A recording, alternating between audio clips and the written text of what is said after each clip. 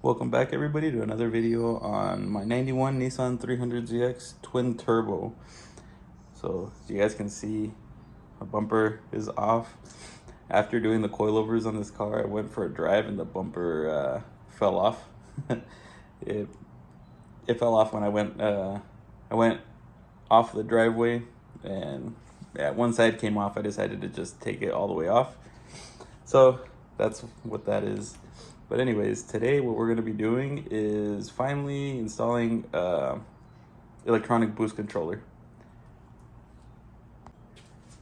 Here's the boost controller that we're going to be installing. It's Go Fast Bits. I got a good deal on this one. That's why I ended up going with this one. But anyways, I'm going to open it up real quick and show you guys what's inside. Alright, so I already opened it up whenever I went to go buy it, but everything's still how it was when I opened it up. So here's the little display. The display has its connector and its vacuum line. That's one part of it. And then I think the rest of this is just extra vacuum line. More vacuum line, and like hardware to like the T's to get it all to work.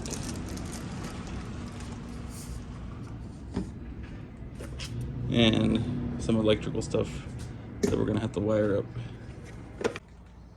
So here's everything that comes in the kit, plus the instructions, which I'll probably go through in a little bit.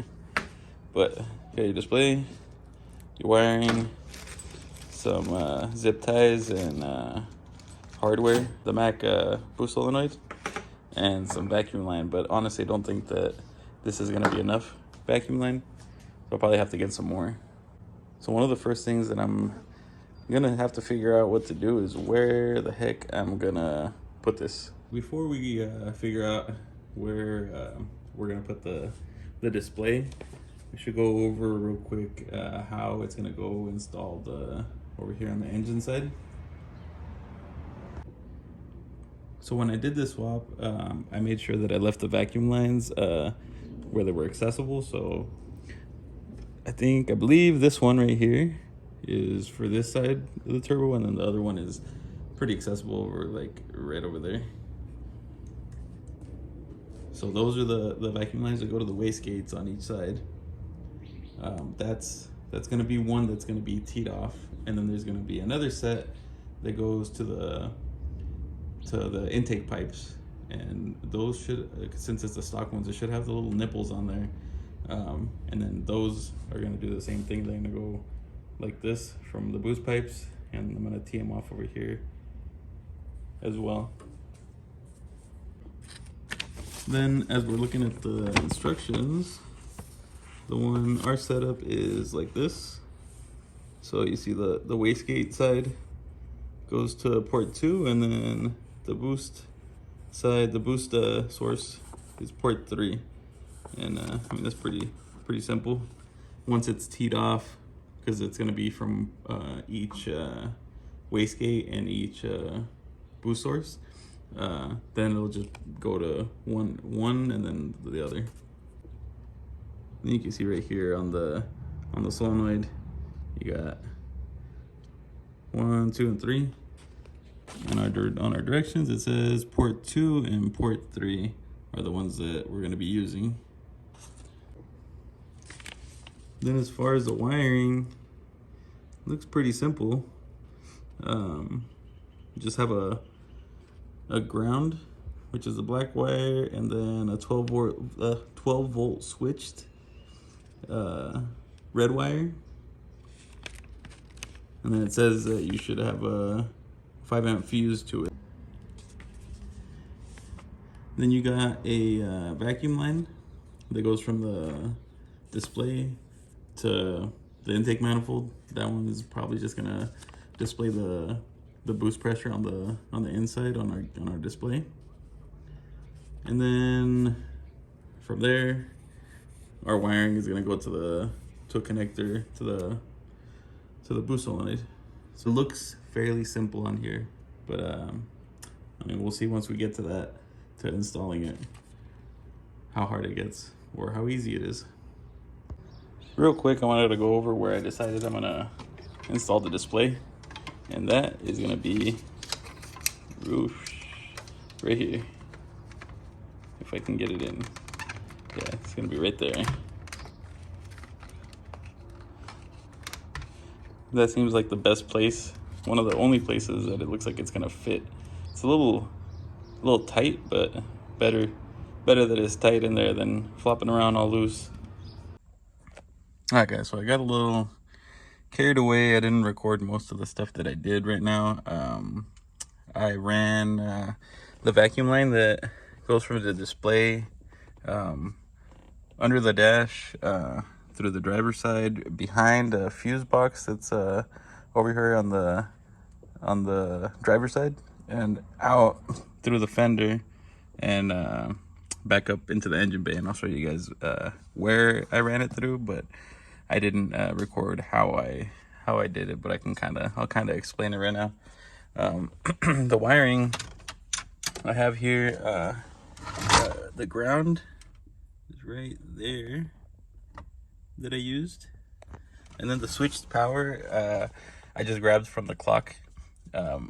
Whoever owned this car before me, they had a boost controller in here, but it was just all it was all messed up, and when I first got the car, I tore all that stuff out, but some of the wiring was already done, and they did the exact same thing. They had the power hooked up to the clock, so I did the same exact thing. They kind of did part of the work for me, because I checked the switched power, but you know, it was already hooked up that way, so I just used that one wire. Let me see if I can pull it out real quick so I can show you. On mine, it's this green wire, like light green wire. So maybe it's the same on the rest of them, but that one was the switched one.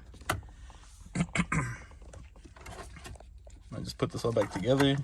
I'll hook up the vacuum line that's down here, and then I can go to the rest of what I did.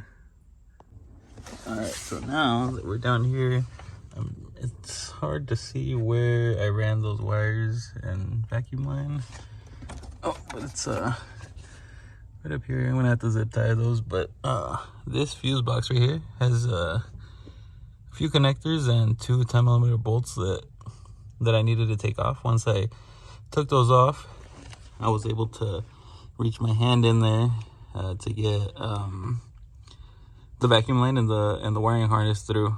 But besides my hand fitting in there, I had to use a clothes hanger or anything that you could use that's somewhat like this. So right in here, you see I cut that piece open, that little grommet, and then I shoved this this hanger through there. So I got it through. I made this little like hook end on it, and I put the connector on there, wrapped it up with tape, and then fished it out, and did the same thing for the vacuum line. That was the easiest way. I couldn't find anywhere else that I could put those the wires and the vacuum line through. So that's what I went with. Besides drilling a hole through the firewall, I mean, you could do that too, but I'm not gonna be drilling any holes in this car. So now here's the harness that went through to the boost solenoid, and then I believe my vacuum line is right here for now. And the next thing that I'm gonna have to do is go over the engine bay vacuum line. So originally I thought I was gonna need to run a lot more vacuum line, but I think I might be able to get away with what I have here. So the boost source, I was looking around to see where I was supposed to run it on this, and I was finding that people were doing it off of this pipe before the throttle body, and other people were doing it at the intake manifold. And I asked my buddy Tony, and he says that he has his on the intake manifold, and he only has the one running to the intake manifold, not two like everyone else was, and his works perfectly fine. So I'm gonna do it like that. I'm gonna run one T to the both wastegates, and then the other one is just gonna go to the intake manifold somewhere. I'm not gonna worry too much about that one. If his works fine, then ours should too. So we're gonna do it that way. So this is one of my wastegates right here, the driver's side, and let's see, this is my passenger side one. So I just need to use some of that vacuum line and tee it somewhere in the middle, and then go to the boost solenoid. And then the boost source, I'm not exactly sure where I'm gonna mount this yet. Probably somewhere around here. But wherever I mount it, I'm probably gonna use this one right here as the boost source, since that one's just right there at the intake manifold. So here we are, guys. I got everything set up. Here's the boost solenoid. Made a little bracket for it. Goes to that little 10 right here that I believe is for the fuel line. Then I zip tied it to that. I drilled a few holes in there, and where it looks like it's pretty sturdy. Let's see. This is the vacuum line that goes to the display. That one I just had to figure out. I ended up still needing more vacuum line, and I just, whatever I had lying around, hooked it up so I could make sure that everything works, and then I'll buy more vacuum line probably next week when I come back from work. But let's see. This one right here I have hooked up as my boost source, and then it's teed off right here from that wastegate to this other wastegate, and that one goes to this one right here. And that should be it. We should be all hooked up and ready to set up on the display.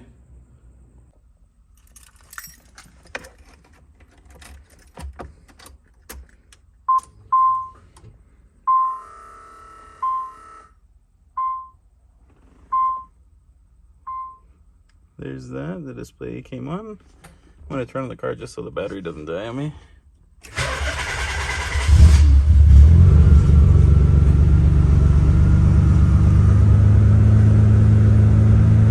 There he goes, radiant vacuum.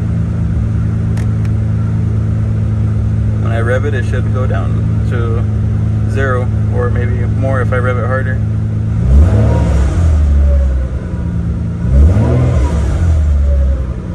At least it's working as a boost gauge right now.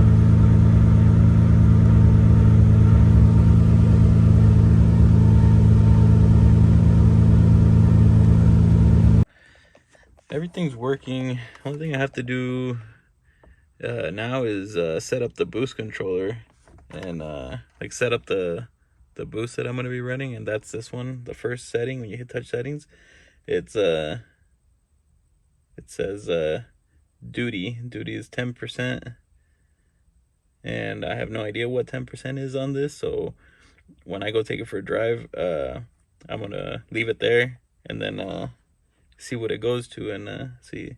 Gain is supposed to be one that helps you set up like how hard the boost comes on. I'm not sure. I've never used something like this, so that's gonna be something new for me to learn. But let's see the next one. I have no idea what that one is.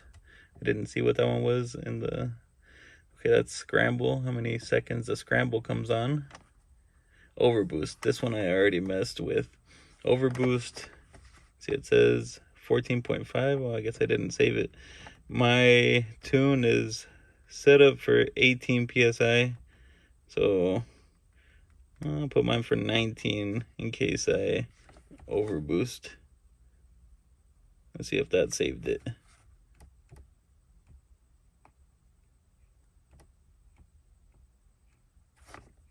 Overboost 18.9, 19. I meant to put it at 19. Let's see, hit settings again.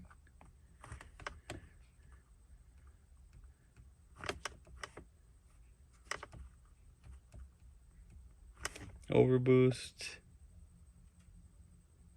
I wonder why it puts at 18.9. I put it 19.